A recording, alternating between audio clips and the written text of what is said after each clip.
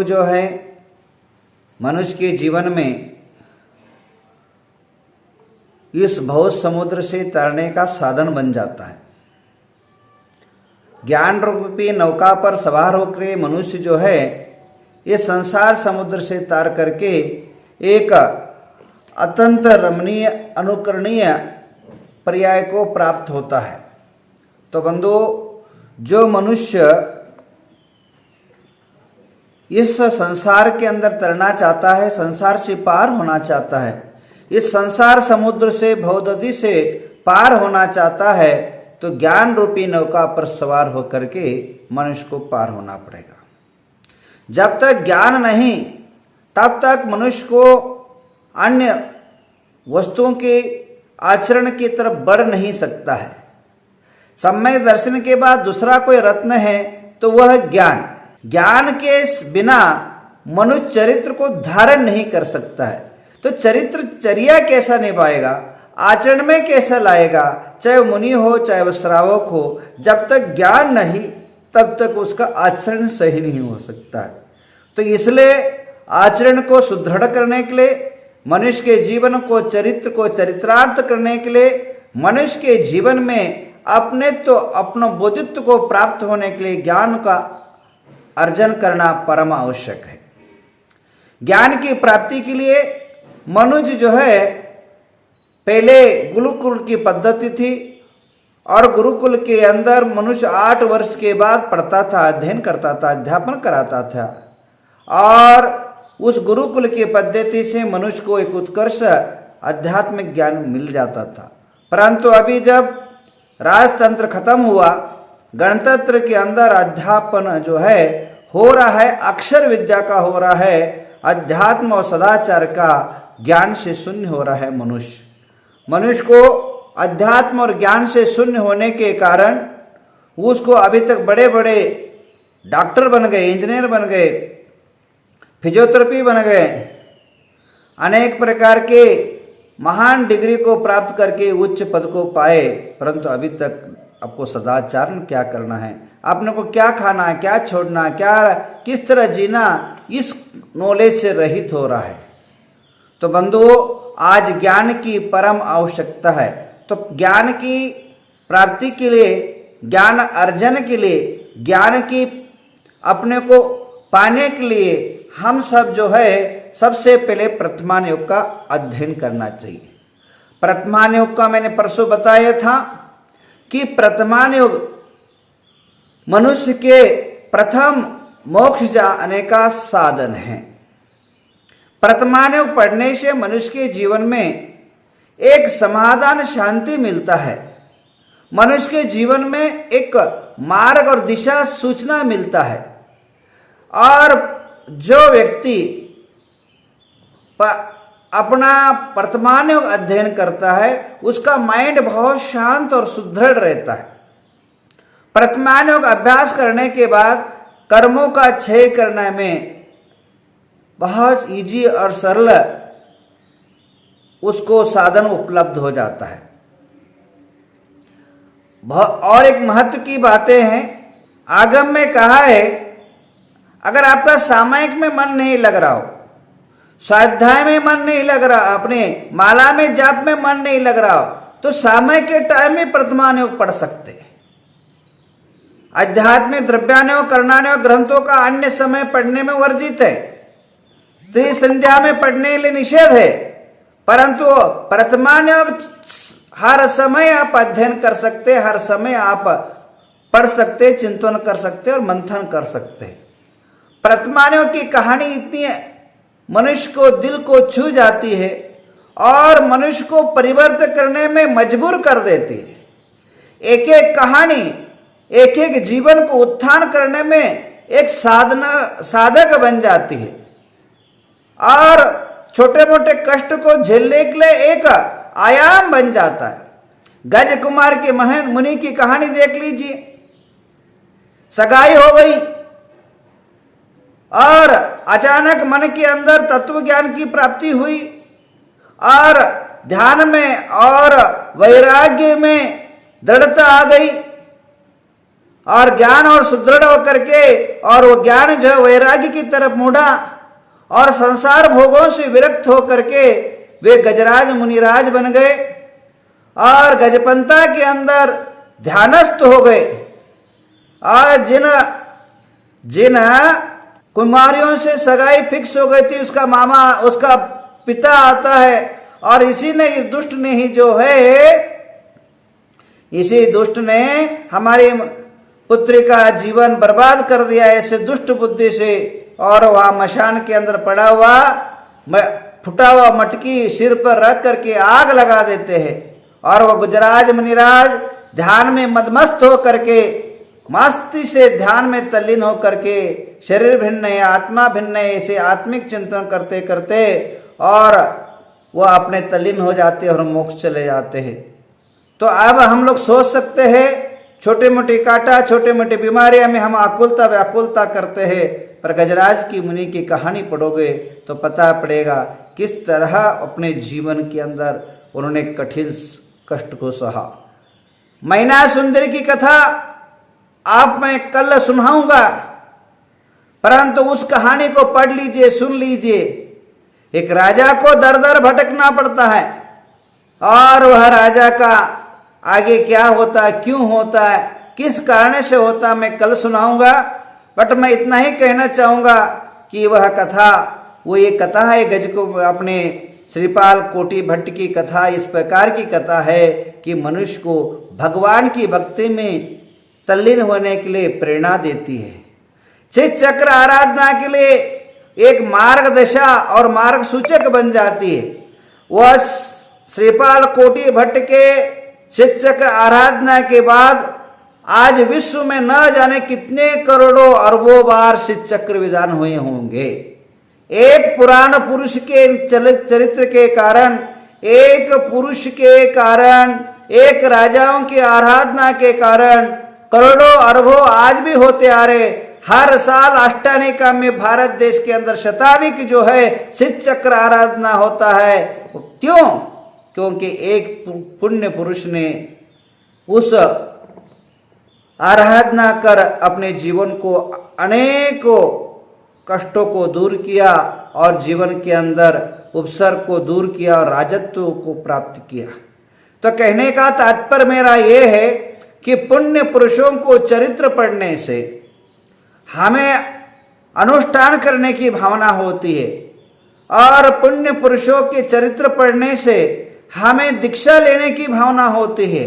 पुण्य पुरुषों के चरित्र पठन और अध्ययन मंथन करने से हमें अनेक जीवन के अंदर समाज, राष्ट्र और देश के लिए कार्य करने की भावनाएं निर्माण होती है। पुण्य पुरुषों के जीवन चरित्र पठन से, पुण्य पुरुषों के जीवन पढ़ने से हमें अपने जीवन को कुमार्ग से बचाने का एक साधन मिल जाता है, एक कवच मिल जाता है। तो कहने का तात्पर्य यह है कि हम आज ही उठिए और आज ही जगे तब सवेरा है, जब जागो तब सवेरा। तो उठिए, अपने आज एक ग्रंथ को पढ़ना आरंभ करे। प्रात्मान योग जो मनुष्य पढ़ता है उसको जो है अपने जैन धर्म में इतना अटूट विश्वास निर्माण हो जाता है, इतना विश्वास निर्माण हो जाता है, वो आधार धर्मों के प्रति कोई भी दुर्भावना भी नहीं होता है, और दृढ़ सम्यक के भावना से मजबूत होकर के जिन धर्म में प्रगतिशील होता है। तो कहने का तात्पर्य यह है आपके जीवन में जो है, आप अपने जीवन के अंदर जिन धर्म के प्रभावना चाहते हैं, आप अगर अपने जीवन को महत्वपूर्ण भूमिका निभाना चाहते हैं, निश्चित रूपेण आप जो है पुण्य पुरुषों को चरित्र का पुराण पढ़ने का आरंभ करें। पुण्य पुरुषों का चरित्र जो पठन करता है, चिंतन करता है, मंथन करता है, वह अपने जीवन को, अपने परिवार को सदाचार में लीन करने के लिए प्रतिबद्धित होता है। हमारे जैन धर्म के अंदर अनेकों कथाएं ऐसी है जिन कथा को पढ़ने से, जिन कथा को चिंतन करने से मनुष्य का जीवन उद्धार होता है। जीवंदर की चरित्र कहानी पढ़िए, अकृत्रिम पुण्य की कथा पढ़िए। देखिए अकृत्रिम पुण्य की कथा कितनी विचित्र जो है, कितना प्रेरणा देता है अन्नदान देने के लिए।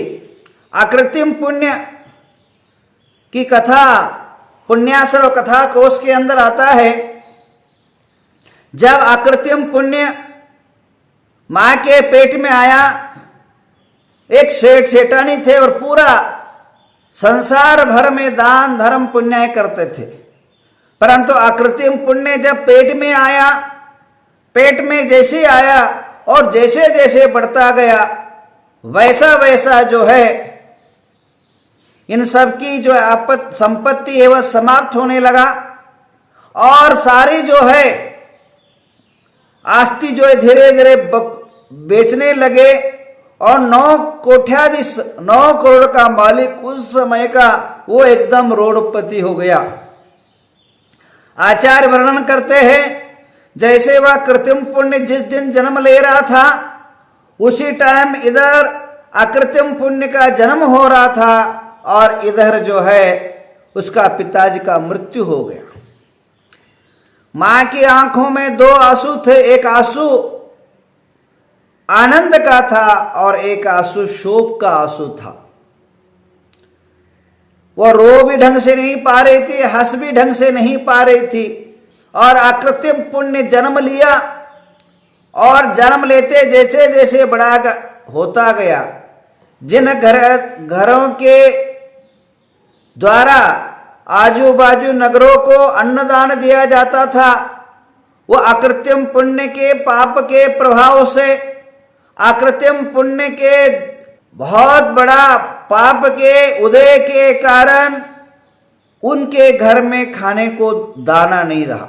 अंतोगत्वा 8 साल का अकृत्रिम पुण्य हुआ और अकृत्रिम पुण्य 8 साल के होने के बाद मां को एक दिन गुस्सा आया, तू जब पेट में आया मेरी सारी आस्ती खत्म हो गई, जो तू बड़ा होने लगा मुझे घर घर जाकर के बढ़तर मांगने लगना पड़ रहा है।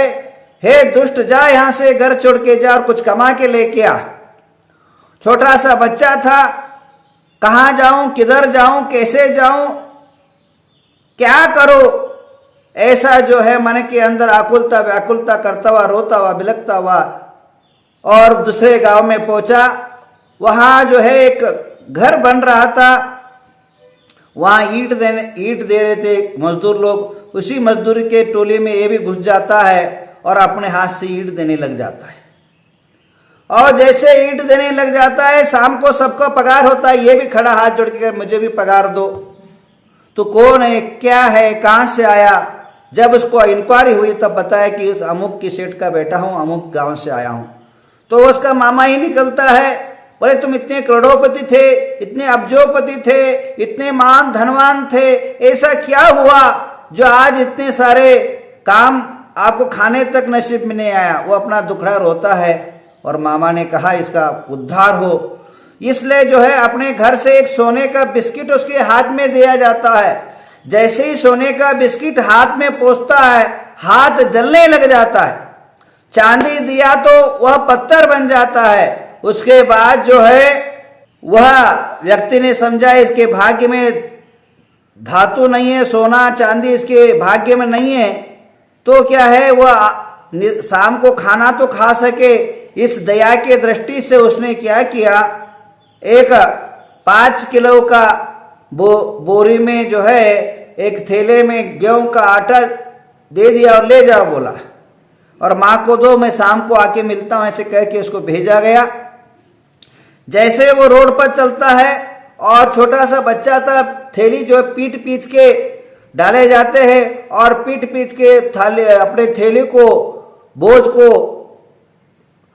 लेते हुए वो जा रहा था और अचानक उस बोरी के उस थैले के पीछे एक छोटा सा छेद हो जाता है।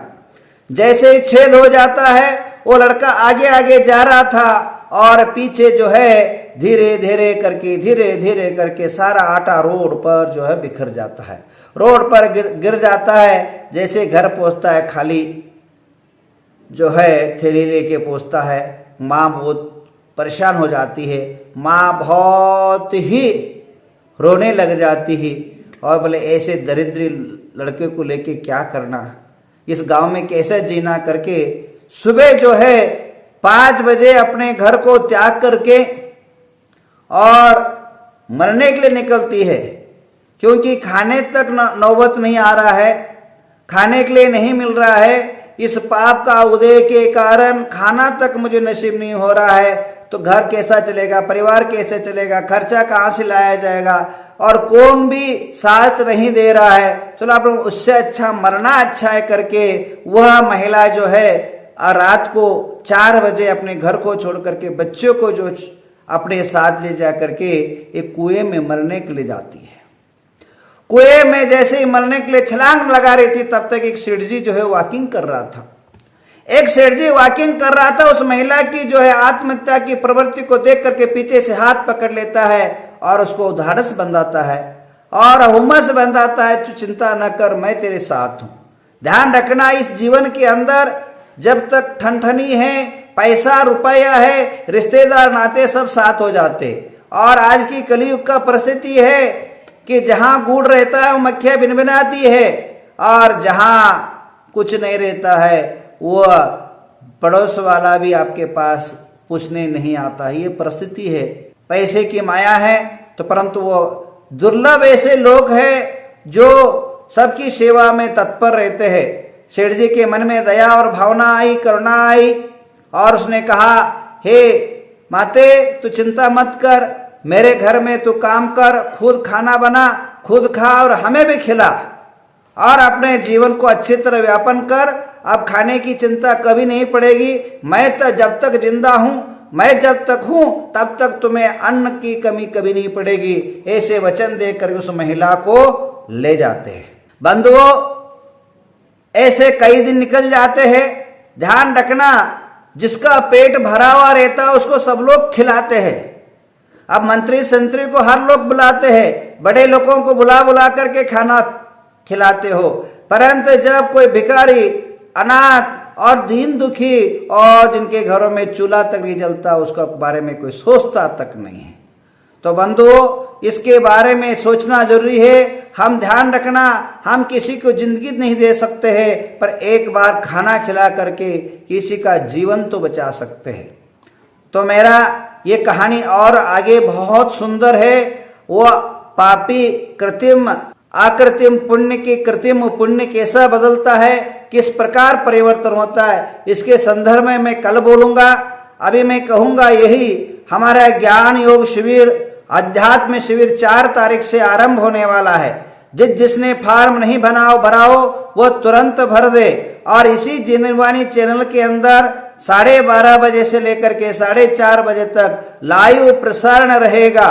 और इस शिविर के अंदर 1 नहीं, 2 नहीं, 3 नहीं, धुरंधर दिग्गज आचार्य कोई समय सार को लेके आपको पढ़ाई में लेने आ रहे हैं।